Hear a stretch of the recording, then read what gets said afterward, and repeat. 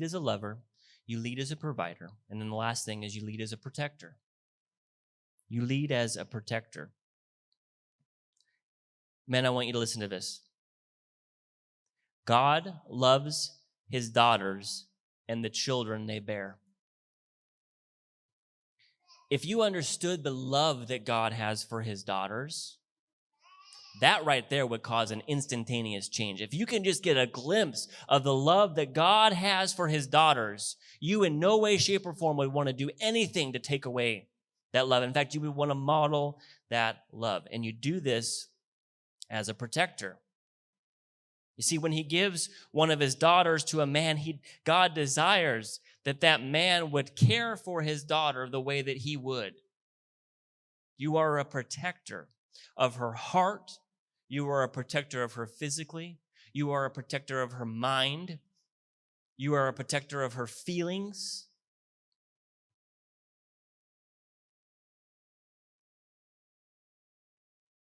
Manliness has always been associated with the willingness to lay down your life to protect others. And the first and foremost thing that you should be willing and desire to protect is your wife. Well, this isn't in the notes. I'm kind of going off script right here, but I will tell you this. If you ever find somebody speaking ill of your wife, even if it's in a joke, you can be amongst your friends. You need to go slap that guy silly.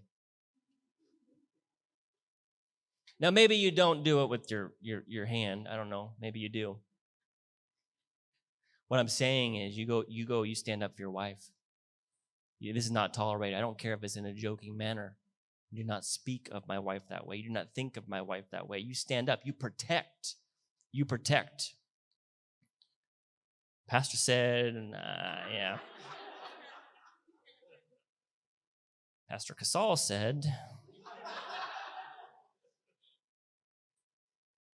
2 Corinthians 11:2. Paul writes this about the church that he's established there in Corinth. He says, "For I feel a divine jealousy for you, since I betrothed you to one husband to present you as a pure virgin to Christ." Paul is writing to the church that he's established, and he said, you are married to Christ, and I have presented you that way. And I have a jealousy for you, a divine jealousy, and he's wanting to protect what's been established. We need to take that same gumption, that same attitude, that same heart that says, I will stand up for my wife. I will protect at all costs. I have this divine jealousy to protect my wife. So number one, on ways you can protect. You protect your wife emotionally. The wife of your heart is very delicate, and it needs to be protected. Absolutely. How can you do this? If men would get this next point, man, we'd be good to go sometimes, most of the time. Study your wife. Become a student of your wife. Learn what she loves, learn what she hates. Learn what draws her heart towards you and your heart from you. You learn these things, and you act on these things that draw her to you. You're protecting her emotionally, protecting her heart. It goes without saying, avoid anything that scars the heart. That's how you protect emotionally. Number two, you protect your wife sexually. And this is a particular husband responsibility here to the wife. You see, the godly husband does not demand from his wife what she is unwilling or unable to give sexually. He's not going to force her or badger her into sexual needs and desires that violate her or her conscience.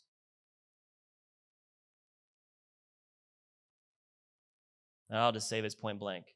If you are messing around with any sort of pornography that has to do with you wanting to do things with your wife the way you see it, I'll come find you. No. Unacceptable. Never allowed. That violates so much of God's heart for his daughter. We cannot afford to go there. All right, number three, protect your wife spiritually. And this is your commitment to her above all else. Commit to pray for her several times a day. Your wife should be on your heart and mind so much that you just yearn and desire to pray for her any moment she comes to your mind.